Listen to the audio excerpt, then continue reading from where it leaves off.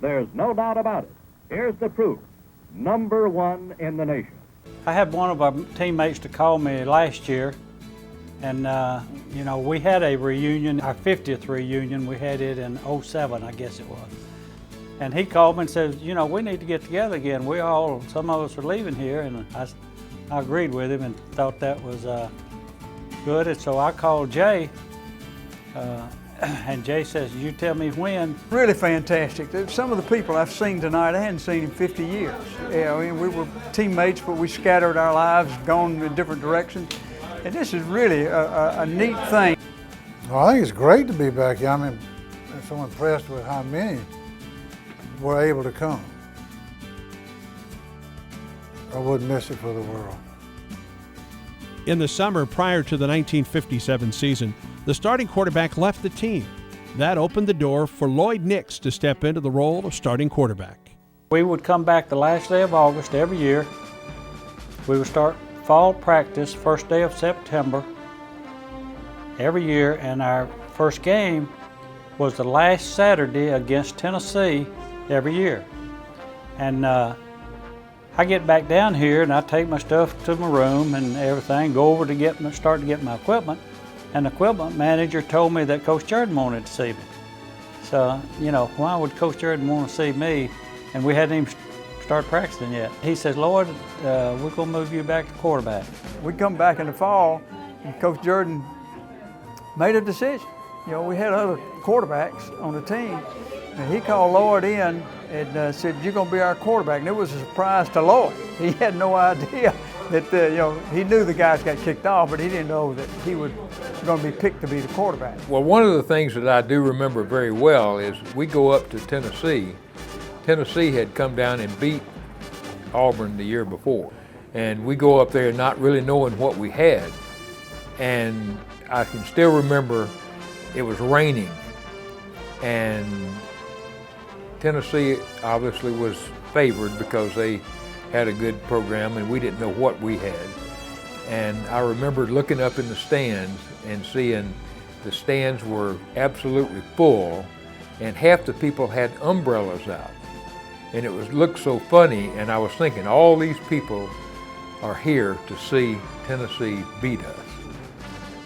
Let's do something to make their day long. We won, and you know the rest of it. Just the greatest experience, the greatest time.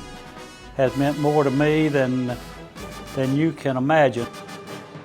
The 1957 defense is still the greatest in Auburn history, allowing just 3 offensive touchdowns all season. We didn't have to score but 3 points, and we won a lot with 3 and 6. We had some good scores. We had Houston, I don't know, 40-something to maybe a touchdown, and we beat Alabama 40-0, and could have been more. Coach Jordan took us out way early. It was a stone wall. It was really terrific. There's been nothing like it since. I tell you, the key to that team was the defensive end play turned everybody into the linebackers. We had fantastic ends with Red Phillips and Jerry Wilson. We think we have a record as far as our defense goes. We gave up 3 touchdowns defensively all year long, and that's pretty amazing. We were so good on defense. I was a punter on that team, and we punted on 3rd down. You know, we'd be at the 30, 35-yard line of the other team and punt. We knew they wasn't going to score. We just punt and hold on, play defense. You know, we won games 6-0, 3-0, 13-0. The first time that I remember Coach Jordan mentioning the national championship was the last game against Alabama. As we go out of the room for the kickoff, locker room for the kickoff, Coach Jordan says, guys, if y'all have a good game, you got a chance of being the national champions.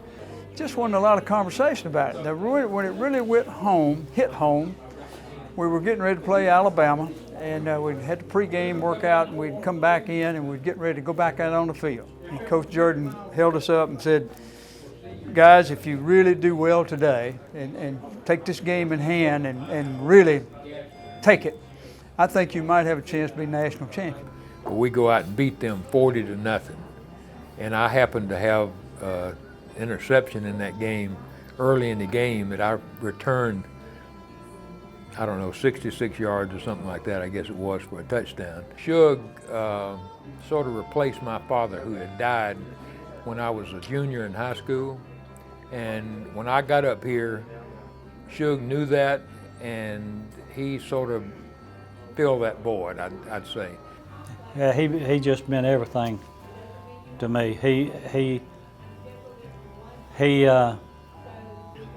He coached by the 7 Ds, and I can't remember them, but discipline was his number one. I thought he was great, and I'm proud to have been part of his, one of what they call Shug's men. He was a real Southern gentleman, a great coach, a good disciplinarian, and if you gave it all effort, then he was on your side regardless.